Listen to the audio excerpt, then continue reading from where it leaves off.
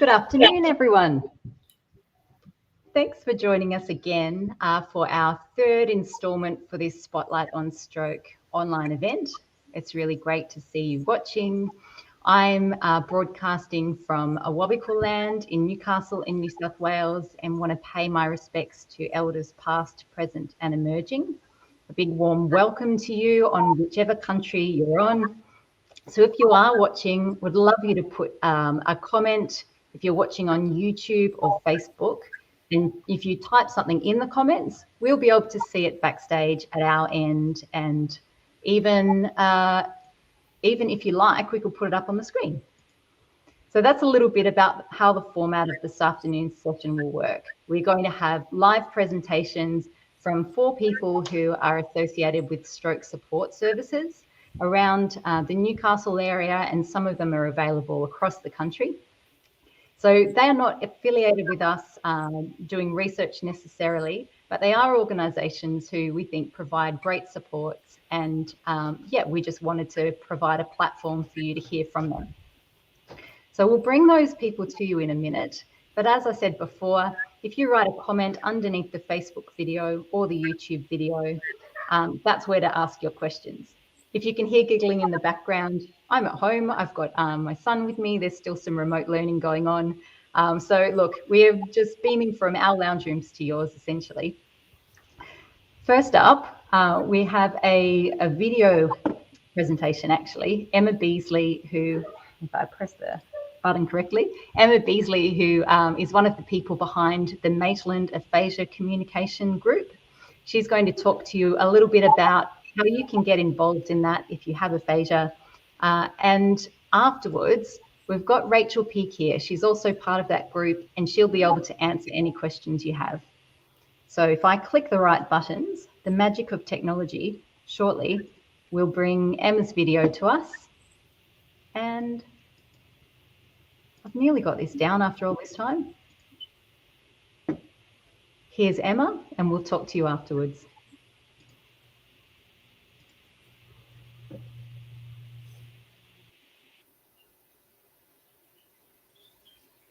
Hi, my name is Emma Beasley, and I'm the president of the Maitland Aphasia Communication Group. I had a stroke on the 9th of September 2016. I was 33. I had a left middle cerebral artery stroke due to a clot in the carotid artery. Drugs to dissolve the clot caused bleeding in my brain.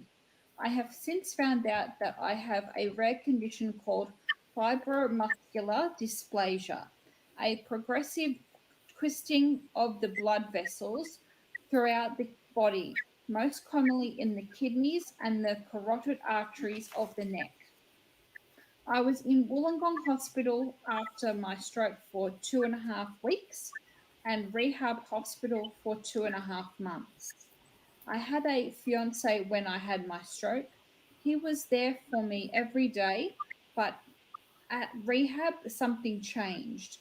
I was unable to talk and he gave up on me. My relationship ended and I had to move into my parents' house 3 hours away near Siam. I didn't know anyone in the area. I was very depressed.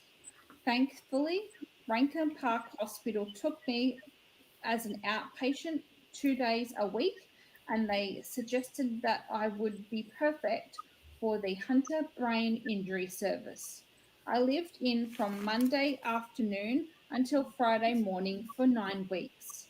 I was taught to live independently, go out into the shops, do my washing, cooking, and living with other brain injury survivors. Every day I had physio, occupational therapy, speech therapy, and I was allowed to go on walks to the beach. Yay! Georgie, one of my speech therapists there, told me that I have aphasia. Aphasia? What's that? I said. So I looked it up. Aphasia is a communication disability caused by damage to the language centers of the brain. Approximately 1 in 3 of all people who have a stroke have aphasia. My speech therapist said, "Why don't you connect with the Maitland Aphasia communication group?" So I went along to their Christmas party with my mum. I was a bit nervous and scared at first, but the people were so welcoming that I couldn't get the smile off my face. The Maitland Aphasia Communication Group was born in 2012. 3 of our current members started the group after they were told that the Maitland Hospital could no longer provide outpatient speech therapy for them. Over the years, the group has grown so much that we have moved to bigger premises. Membership around 50 plus. We meet on Fridays from 10 a.m. till 12 at the Talara Bowling Club. Everyone gets a turn to talk about their week. Then we do speech therapy exercises. Every second week, we have Belinda and Amanda, our amazing speech therapist. We fund them with our donations and fundraising. During COVID lockdown, we continued our weekly meetings via Zoom. In 2019, we affiliated with the Stroke Recovery Association of New South Wales, and we now get members attending via Zoom from around the state, including Tamworth, Orange, Sydney, and Albury. After our meeting, we enjoy lunch at the bowling club. Everyone is encouraged to order their own meal and drinks. This is invaluable for people with aphasia to build confidence in the wider community. Some of us meet for coffee on Sundays as well. Before COVID, we participated in fundraising activities like Bunnings barbecues, attending the Maitland markets, sold raffle tickets, and hosting a movie night. Several of our members have also given talks to the University of Newcastle third-year speech students and also other community groups like Rotary, Lion Clubs, U Clubs, and schools. Every member is passionate about spreading the word about aphasia to the wider community.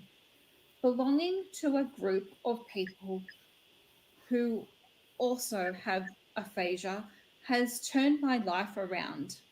I have friends now who understand me and the challenges I face every day.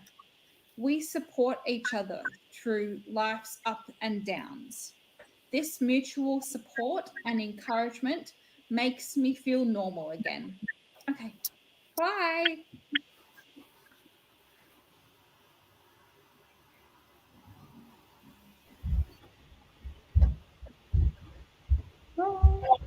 I'm not 100% perfect on clicking these buttons yet.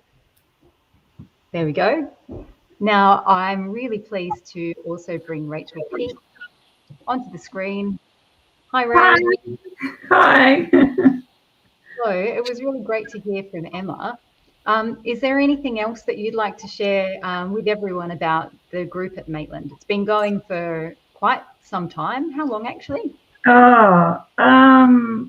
Oh, good question. 10 years, maybe? Anyway, 10 years. 10 years, maybe. I've been the publicity officer there, so hence asked away. Yeah, fantastic. And I'm just thinking, after 10 years, I know there's been members of the group who have been involved all that time. You'd have a lot of experience in and understanding what kind of support people need.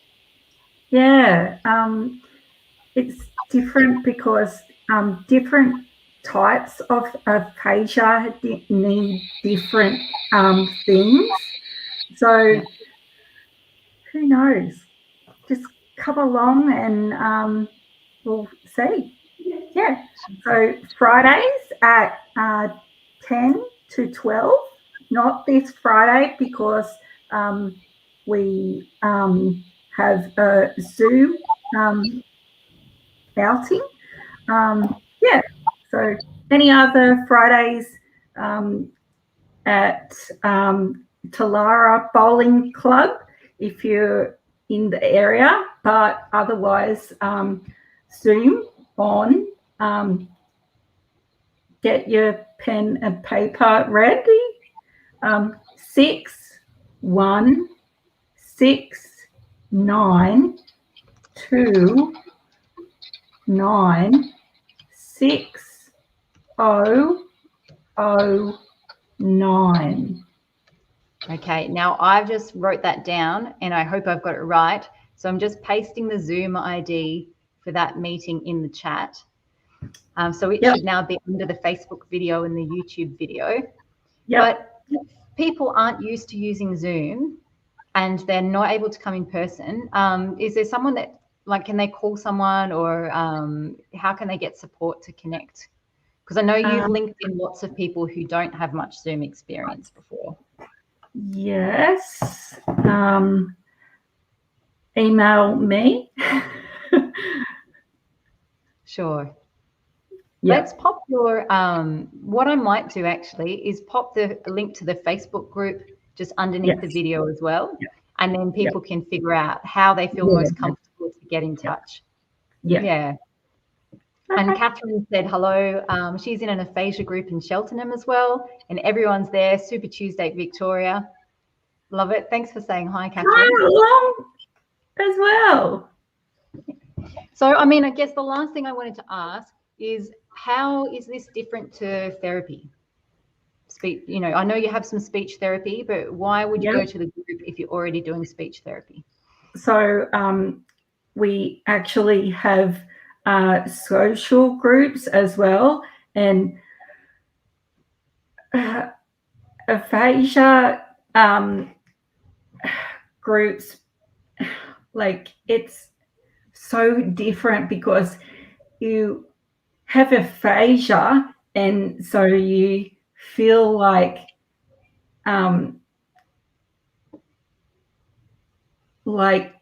you don't want to talk to the other, other people.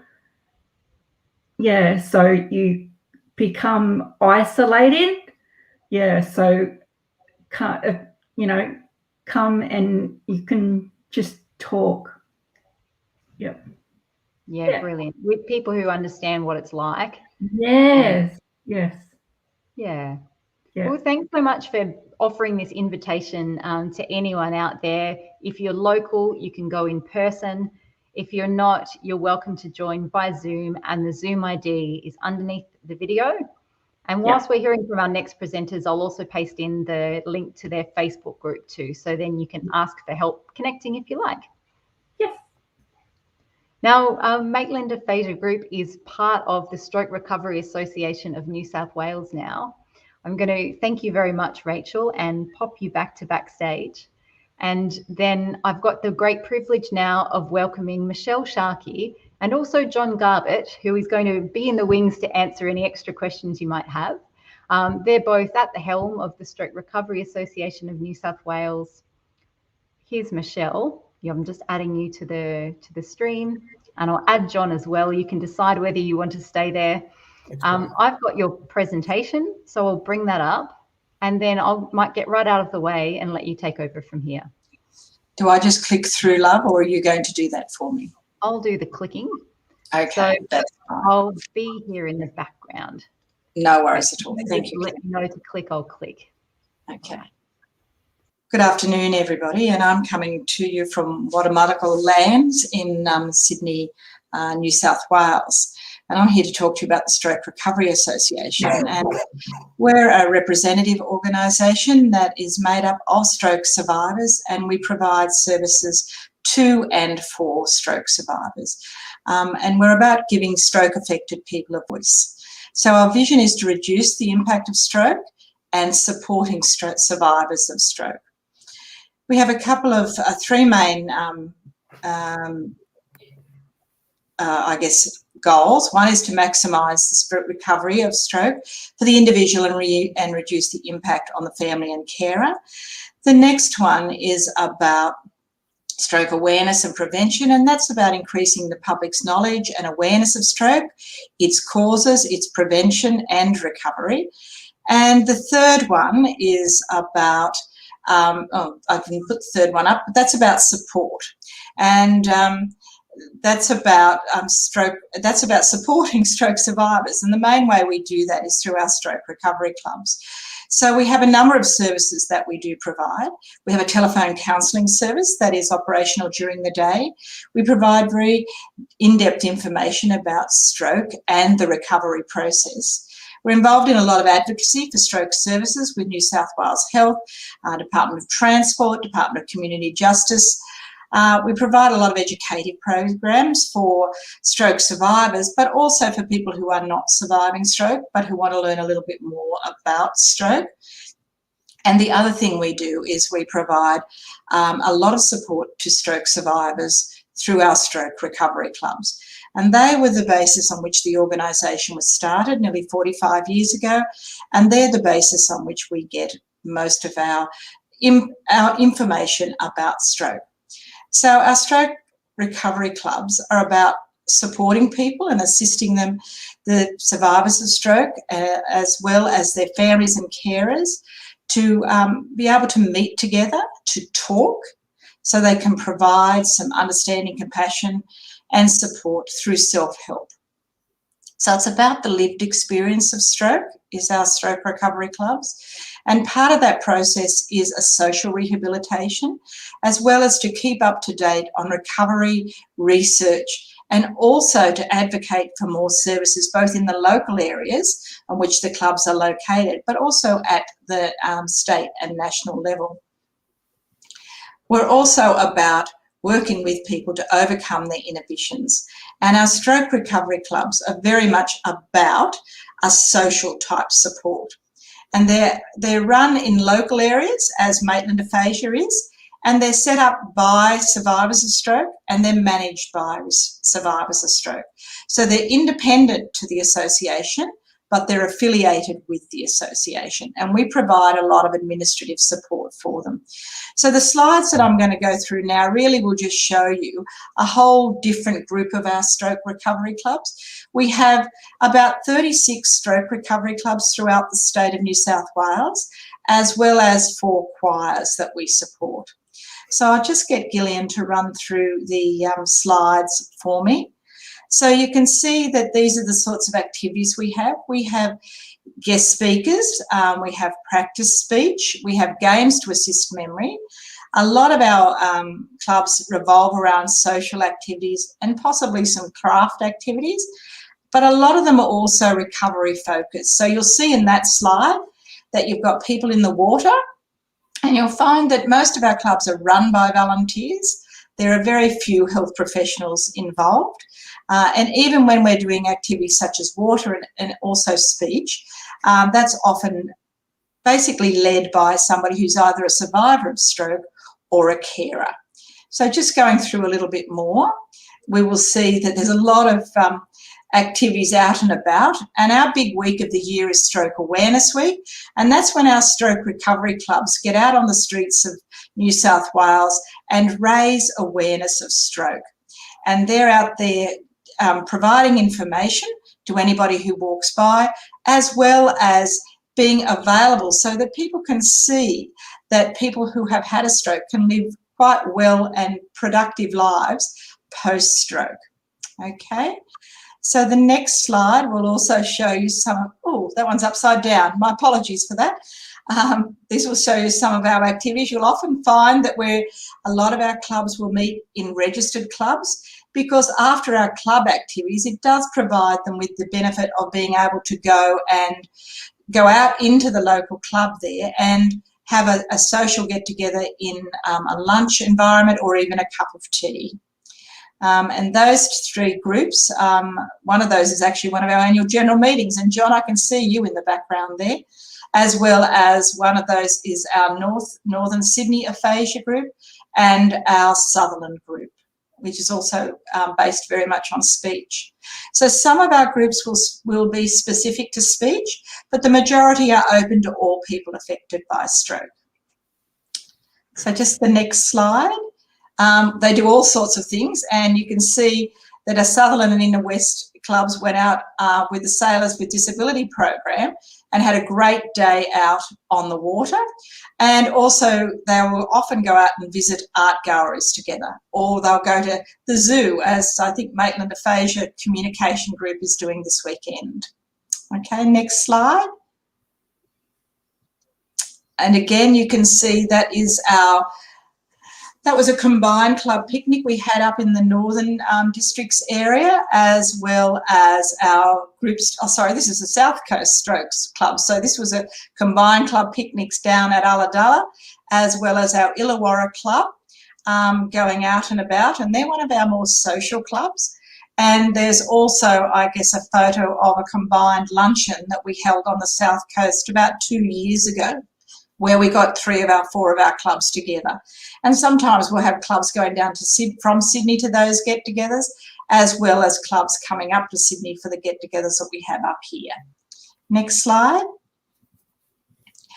We also have a lot of our groups go away on respite weekends, and you'll see that that's our working age group, carers, and that's our women's group that go away from the WAGS group, and they go away generally every November, December, and they'll go to a different place on the Central Coast, and that will be a group, a weekend away, which is subsidised by the fundraising they do. And we've had 2 weekends away in Foster, where we've had all our stroke clubs get together, or as many as possible that could come up. Next slide. And this is our Hunter Stroke Olympics. And the Hunter Stroke Olympics is held every year up at Raymond Terrace.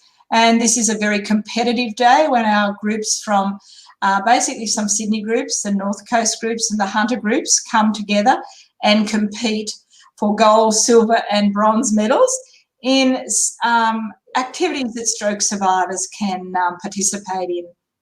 And that's a fabulous day. And if you ever get the opportunity to come along with that, you'll enjoy that. And I guess our champion club for the last few years has been our working age group on the Central Coast, but all the other clubs are gearing up to train to beat them. And unfortunately, we couldn't do that again this year, so we have to have it next year on the 11th of October. So if you'd like to come along to that, you'd be more than welcome. Next slide. And this is another one of our Hunter Stroke Olympics, and they're the beautiful volunteers down in my right-hand corner, so I'm assuming that's your right-hand corner, who put together that Olympics for us. And you'll also see in the slide that we have a lot of support from Newcastle University and their physiotherapy students who come along to support us on that day to basically assist the stroke survivors and to organise the games for us. Okay. And we also have a Sydney Stroke Olympics Games Day, and that traditionally has been held at Royal Rehab, but it's got so big now that we have to move that over to Club Burwood, and that's where it will be held next year in June. And again, another very competitive day, well-worn competitive day, where again we give out bronze, silver and medallion medals for the winners. We also have a combined clubs morning tea, and they're both upside down. I don't know how that's happened. I do apologise. And that's held at Mingara on the Central Coast, where we have a guest speaker. And that's where we have our clubs come together, hosted by our working age group at Mingara. And as you can see, there's probably, we usually have about 125 people come along to that every year. And the next slide. which I hope will not be upside down. We also have conferences every year. This is our Stroke Awareness Conference, which is held at Club Burwood. These will be live streamed going forward, so anybody will be welcome to come online and join in that activity. And we have great speakers from the medical fraternity and also from disability organisations that come along to let us know what services they're going to provide. Okay. We've had combined club picnics to celebrate our 40th anniversary, and that was our New England club picnic, which was a terribly wet day, but we managed to have a great get together anyway. And that's when Coffs Harbour and Grafton and Tamworth and Armidale got together. It was a great day. And we also have our combined clubs picnic in Sydney as well. Next slide, because I'm aware I'm running out of time. These are just some pictures of our stroke choirs, and we have 4 stroke choirs, as I indicated, and we have a combined stroke choir recital when COVID is not present in our environment, and that's generally held in September every year. And that's a really lovely get-together day. And when we had Mrs. Hurley as the Governor's wife, she would come along and enjoy that day with us as well. And that's just another photo of the club choir recital. And I think there's your Hunter choir there, your Brainwaves choir. Okay. And the choir often do performances, and this was at our 40th anniversary. And I think the next slide might show them at a stroke awareness in 2015. And at that performance, the then Minister for Health and Medical Research got up and joined the choir to sing along. It was a great performance, actually, and that was your Brainwaves choir as well. And that was our recital in 2019. And we also have our volunteer training support, and that's our building capacity training. And these are other trainings that we have for our volunteers who run our stroke recovery clubs. So we do provide quite a bit of support to the members of our clubs who are the managers and the organisers of the clubs at the local level. Next slide. This will give you just an idea of where our clubs are located. And these are in the metropolitan one. And the next slide will show you the rural areas that we have our stroke recovery clubs and groups. And the next one will show you our working age groups. So we have a number of those going on at the moment. We have a working age group in Sydney, and we also have a young stroke group. And there are people who come down from the Hunter, New England area to attend that group when it meets in Sydney as well. And the next slide, I'm hoping will show you the, there are our choirs that we have. We have an online choir, and anyone can join in those. And this will give you an idea of the online stroke support groups that we've been running during COVID. And anybody's welcome to come in and join in any of those. And they're running most days of the week and have proven to be very, very successful. And you can find out about any of the services that we provide at the association by just giving us a ring here. I think the next slide will give you our number. Oh no, this is just what we do a biennial survey every couple of years just to find out what our members like or dislike about the services that we provide. And these are just some of the comments that we've had. So we generally get about a 90% approval rate for people who attend our clubs for the services that they receive at our clubs. So some of those quotes are really positive. And that just gives you our numbers. So anybody can ring on the 1300 number, 650 594. And we also have a Facebook page, which I will get sent up to Gillian so she can put it up there. But anybody who's interested in giving and wanting to attend any of our clubs or come along to any of our events, just feel free to give us a ring. We've already got the dates for 2022 organised because we're so hopeful and positive about the fact that we will be able to have them face-to-face again. So thank you very much for your time. And thank you, Michelle, for filling us in. There was lots of information because there's so much going on around the state that you're supporting and providing. I've put the link to your website in the comments on Facebook and YouTube. And on that website is your phone number as well. You said you take phone calls, emails, and then you can navigate around the website. Just a tip, I noticed when you had the program up for when things are on at the moment, if you're watching and you missed that, because there was lots of information in there, when we're finished, this video will be here live. I mean, it will be here, sorry, afterwards. So you can scroll back through the video and then pause the screen. If you're just kind of wondering if there's a club that's on at the right time, that might be a good way to go about it. There haven't been any comments come up just yet on the feed. So, John, unless there's anything else pressing you'd like to add, speak now if there is. Now, I might just very briefly say, I happen to be a member of the WAGS group. And again, it's part of my rehabilitation. It was a social worker at my outpatient rehab who suggested that I join the stroke support group. I remember at the time thinking, no, it's okay. Look, I've been sick. I'll be okay soon, and I'll be out playing sport. Actually, joining the group was the most important thing I did. They became a circle of friends, an opportunity for interaction and an opportunity to gain information about stroke and recovery. Thank you. And the WAGS group is the group that's on the Central Coast? Correct. If you're wondering and you're having a look through. So I guess just a very quick summary, these groups, they're not therapy. They're social support groups. People may say that they find them very therapeutic for lots of reasons. But I just thought it's useful to know as well that you're not obliged to go every week or every month when there's a meeting on either. So they're a group that you can opt in and out of as it suits you. Both John and Michelle will be available in a private chat room after the live stream if you've got more questions. So we might thank you very much. Thank Pop you. Backstage for now. And you and I find the right buttons. Now, next up, Adrian O'Malley, who is a professional and a personal friend, is going to talk about the services of the Physical Disability Council of New South Wales. I'm going to hand over to him to take the helm for the next 10 minutes or so.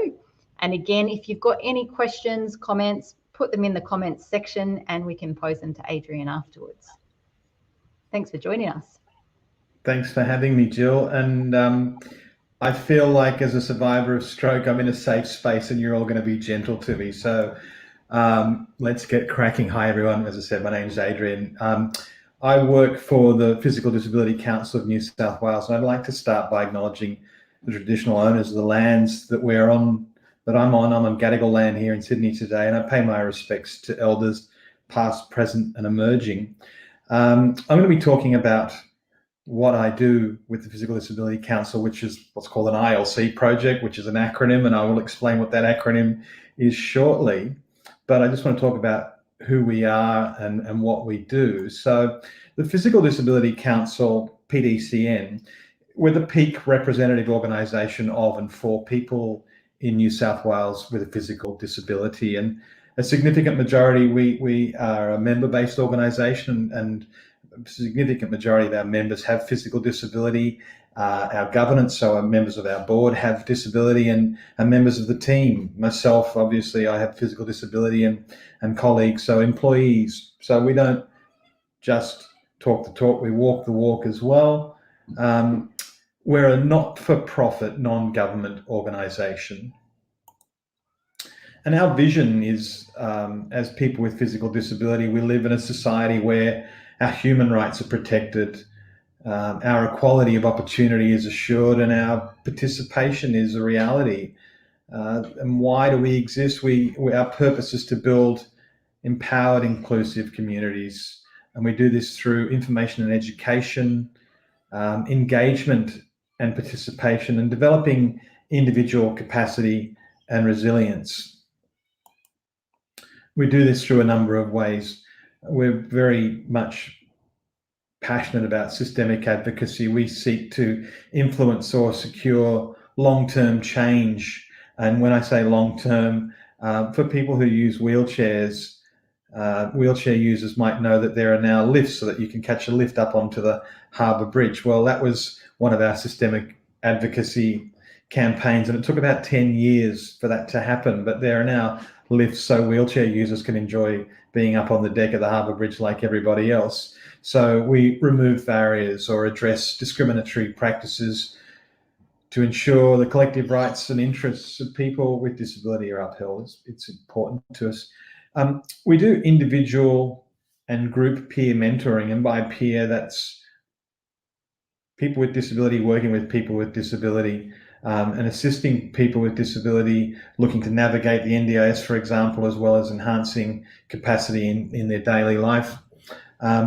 And we have developed a number and facilitate a number of workshops. I've run one today on speaking up for yourself, but we also run NDIS self-management, resilience, words matter, which they do, and inclusion matters workshops. So what does ILC mean? Originally, we received funding through the NDIA, the organisation behind the NDIS. It was a grant. It's now funded through the Department of Social Services, and it's about information linkages and capacity building. And this is building the capacity, resilience, and rights of people with physical disability. And the outcomes that we're measured on is that we increase skills and capacity of individuals, but also organisations, increase the motivation to and the confidence to and the empowerment of people to act, increase participation in and contribution to the community. And as I said, we do this through workshops, through our mentoring, and we run a number of peer groups, which I'll talk about. So briefly, the Speaking Up workshop addresses, there's many contexts to it, and environments in which you, as a person with disability, may need to speak up. It could include with family. I know, and I talked about this today, I'm the youngest of 9 children, and trying to get heard at the dinner table over 8 big brothers and sisters was difficult. So I needed to learn to speak up from a very young age. It might be with service providers. It might be with healthcare professionals. It might be with when you're purchasing goods and services. Whatever it is, and whatever the context is, it's a workshop to help you get heard and get your message across more effectively. We run a resilience workshop. It's about recognizing and growing long-term, lasting inner strength. It's more than just recovering from loss or trauma, or an ongoing difficult situation. It's about cultivating well-being, developing that toolkit in your head so that you can have those to back you up, and developing an underlying sense of contentment and joy. And one of my colleagues delivers this workshop, and I'm often in the background running chat or whatever, but I always enjoy this workshop because I always pick up stuff from it. So I think it's a really worthwhile one for people who have had a stroke or any sort of difficulty. And no matter who you are, there'll be periods in your lives in which we have had to rely on and further develop our skills and resilience.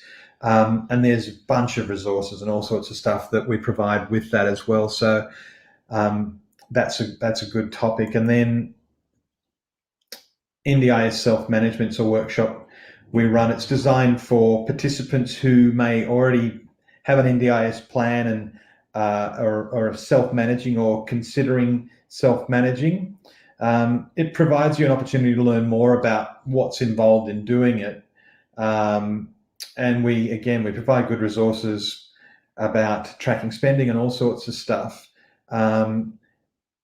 It may also talk you out of self-managing. As one person said, after attending our workshop, they decided actually attending the workshop had given them the realization that it wasn't for them. And not that I'm trying to talk you in or out of what you do, but it's good to know that we gave that person the capacity to make a decision for themselves after doing it.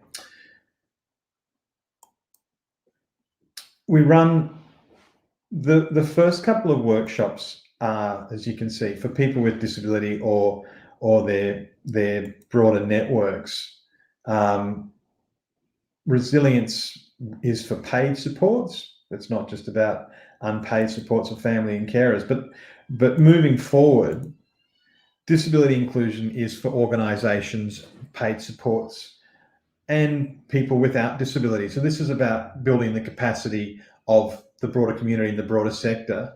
And we offer a workshop to build on perhaps the skills that they already have, and create an honest discussion around disability, the barriers that people with disability face, and how to create a more inclusive society. And what we also do is individual peer mentoring. So we run a number of peer groups throughout New South Wales. It's for people with disability or parents of people with disability. It's about, they might have ideas or goals or challenges that they've been working through, and we offer people with a physical disability a chance to have a chat with someone with sorry, I've been talking about peer groups, but it's peer mentoring. I'm getting my language mixed up. Peer mentoring is one-on-one support. Someone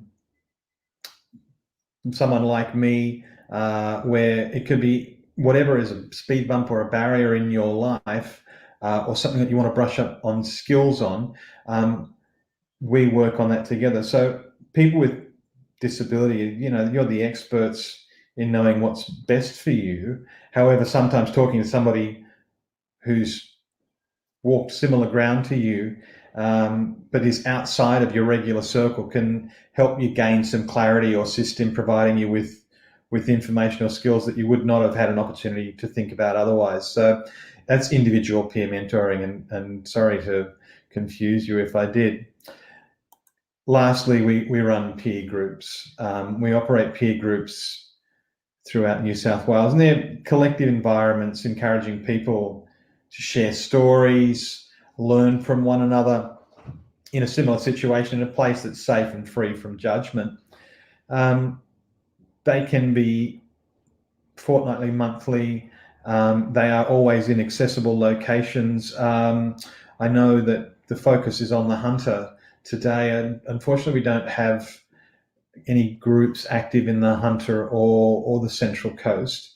They're led by skilled facilitators with personal experience of disability, and they facilitate the groups in topics that are of interest to the group. And you can see there's a whole bunch of stuff up there to achieve goals, to go on social outings or occasions. The group setting also allows for guest speakers or presentations on topics which are of relevance to the group. The group determines what guest speakers they might want. These are relevant also to the NDIS outcomes determined by the group. So that's briefly, and I'm sorry if I've run through it quickly, that's what we do. And I know that later on this afternoon you'll have an opportunity in the group chats to meet with us further. And I realised at the end there's not a contact slide. So Jill, if I can ask you to share our details at some point somewhere, we're more than happy to help. More than happy to help with one-on-one, whatever you want to do. We're contactable through all the socials and all that kind of stuff. So feel free to get in touch with us if you'd like to. Thank you. And yes, I've put the link to the Physical Disability Council of New South Wales webpage just underneath the video already. So if you click there, yeah, you can navigate through and kind of recap, find out about the things that Aid was just talking about. And there's the phone number and email address as well. Thank you for doing that, Jill. You're on top of it as always. Pleasure. I particularly was, look, I'm a physiotherapist by background. I also live with a physical disability, and I just, and I spend a lot of time talking to survivors of stroke about access to things. When I was working as a physio, I had no idea that these kind of things existed. So that was one of the main reasons I wanted to invite you, and also representatives from the other organisations here, just so we know what other stuff is available. Because, you know, you have your therapy, and then after that, I think maybe society tells us that we're supposed to overcome and struggle through and just manage everything ourselves if we're tough. But there's actually lots of help, right? Oh, absolutely. And how do you overcome access to a built environment that doesn't allow you to get access? So, yeah, I mean, advocacy obviously for inclusive environments is really important to us, but also knowledge. You know, we can give people knowledge about appropriate technology, ramps, all this kind of stuff, because it's what we do. It's what we do day to day. It's our bread and butter. Yeah, and the difference in what your organisation provides is that you can assist people with how to link in with the other kind of services. So you're not providing therapy, and you're not actually providing NDIS supports, but you're helping people to figure out how to navigate all of that. Yeah, I guess so. As I said, we're non-profit, non-governmental. We're not direct service providers per se, but we can link people to appropriate services. We can point people in the right direction. In terms of navigating NDIS stuff, that individual peer mentoring is something I'm doing and my colleagues are doing on a daily basis. So if you want to bounce ideas off us about difficulties that you're having with the NDIS, peer mentoring can be for as long or as short as you want. It can be one phone call or 20 hours of direct support. Cost you nothing. It's free, and we're more than happy to work through that with people. Yeah, that's great. I mean, one example that we were talking about just the other day was, you know, if somebody is looking for work, for example, or they're having some trouble in a workplace about figuring out what supports to ask for. You know, if it's someone who doesn't need a wheelchair ramp built, but they know that they're having problems in the workplace that could be, you know, solved with some problem solving, they could talk to you about how to talk to the employer, you know, maybe what other funding is available or supports, that kind of stuff as well. My mind is whirring in the background while I'm hearing you say this, Jill. I'm thinking that person needs to talk to job access. That person, yeah. So it's about, yeah. I'm a person with disability, but I've also worked in the disability sector, as has the rest of the crew. So we get your day-to-day stuff, but we also get the sector stuff. So we can help point you in the right. Yeah, you need to talk to job access. You need to perhaps have Fair Work Ombudsman involved if your employer, you know. So this is the sort of stuff that we're looking at from a helicopter view to look down on the problem and see if we can help overcome those barriers for that person in a whole range of settings. Yeah, brilliant.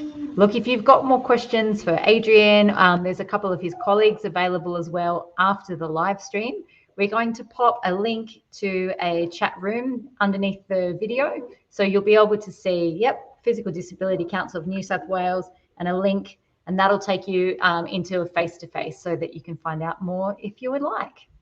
Thanks, Gillian. Great to meet you all. This afternoon. Brilliant. I'll pop you backstage.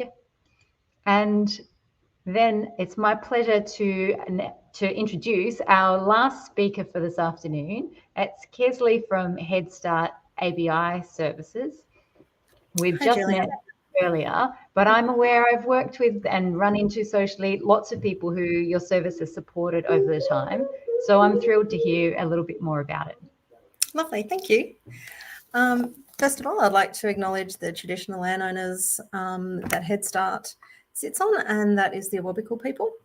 We are based in Hamilton, in Newcastle. My name's Kesley. I'm the manager of service and supports here at Headstart. Headstart's been established for over 35 years, and we work specifically with people who have had a brain injury in some way. At the moment, a significant portion of the people who use our service have received their injury as the result of stroke. We are an NDIS provider, and under that we can provide direct support, or we can provide coordination of support. We can do both if that is what you choose. Our motto is life after brain injury, make it happen. So quite often people are thinking about the things they can't do, whereas we like to focus on the things that people can do. So we provide flexible supports to suit individual need. So it's very much the service that we provide based around each individual person's wants, needs, and what their NDIS plan provides for.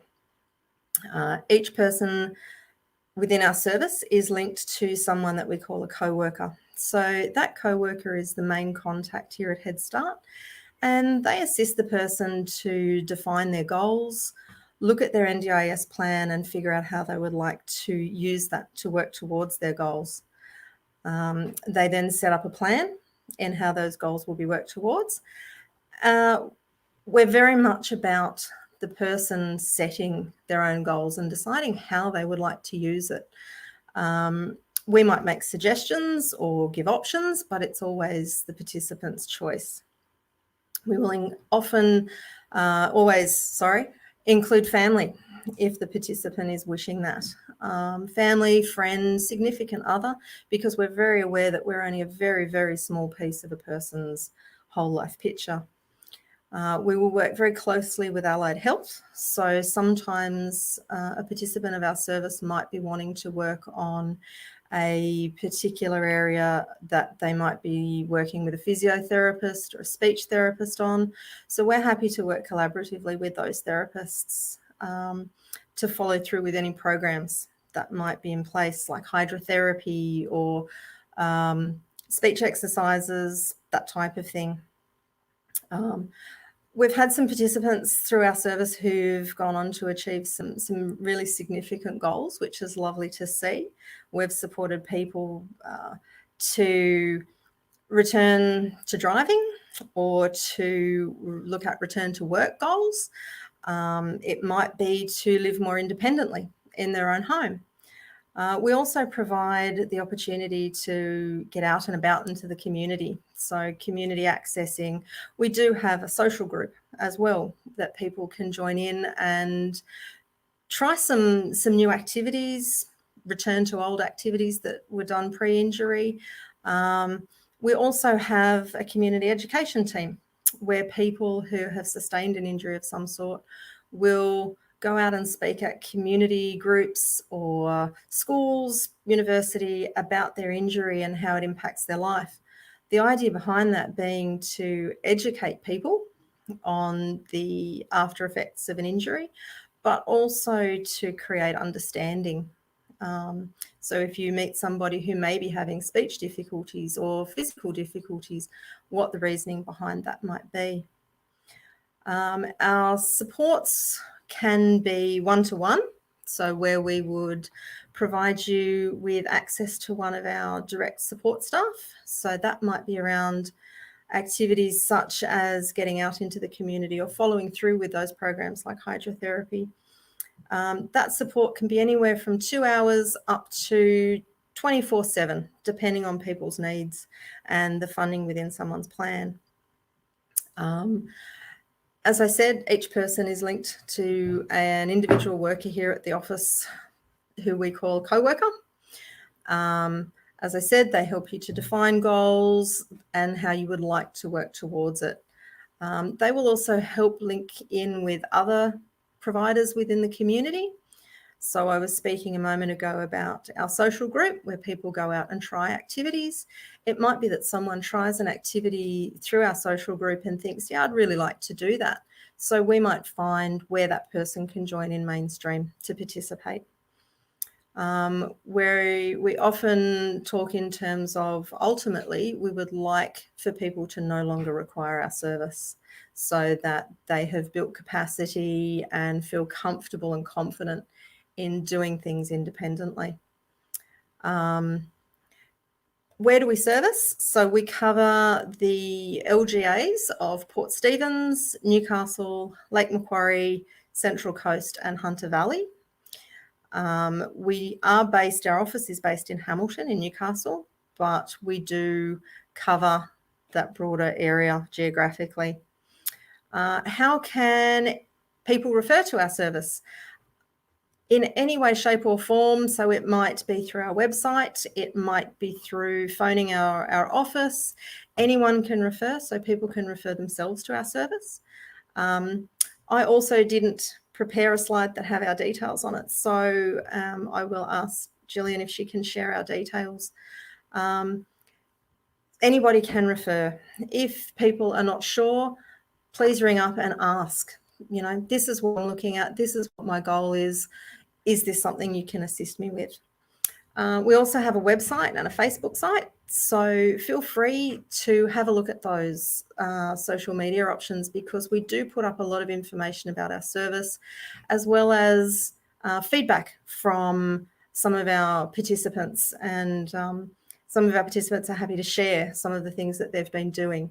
So if you're not quite sure if it's something, if we might be the service for you, have a bit of a look at our social sites, and that would give you some more information. I'm aware everybody's probably wanting to watch the Melbourne Cup as well, so I'm trying to keep this short for people. So thank you. Look, thanks for letting us know a bit more about what you do. And yes, if you want, this is a live streamed thing, so people can do what they like. You might have the race on in another screen. Which is completely fine. If you've got any questions, just while we have Kelsey here though, or Kesley, sorry, please feel free to put them in the comments, or otherwise you can jump into any of the video chat rooms. So we've listed the link just underneath the video. Those videos, if you're watching later, the video chats won't be available after this period now. So we're at 3 o'clock Australian Daylight Savings Time just now. So in about 5 minutes from them, we'll jump into the video chats. If you're watching later though, check out the websites of these organisations, and you can find out more about what they offer. Just to clarify, the plan, I'll say goodbye, Kesley, and thank you for joining us here, is I've got a couple of people as an example waiting to talk to you in the chat room. So this, for example, is the chat room of the Physical Disability Council of New South Wales. I don't think Hydes realises she's on the big screen, but she is just now. So if you'd like, find a link and jump in and have a chat with any of these organisations. That is the end of the live stream for this afternoon. The program finishes later this evening. There's one more part of Spotlight on Stroke. That's our Spotlight on Stroke Research Session 2. So from 5:30 Daylight Savings Time this evening, there's Professor Coralie English, Dr. Kirsten Coupland, and others waiting to talk to you and answer questions about stroke research. We'll press the end broadcast button now and perhaps see you in one of the chat rooms. Thanks for joining us.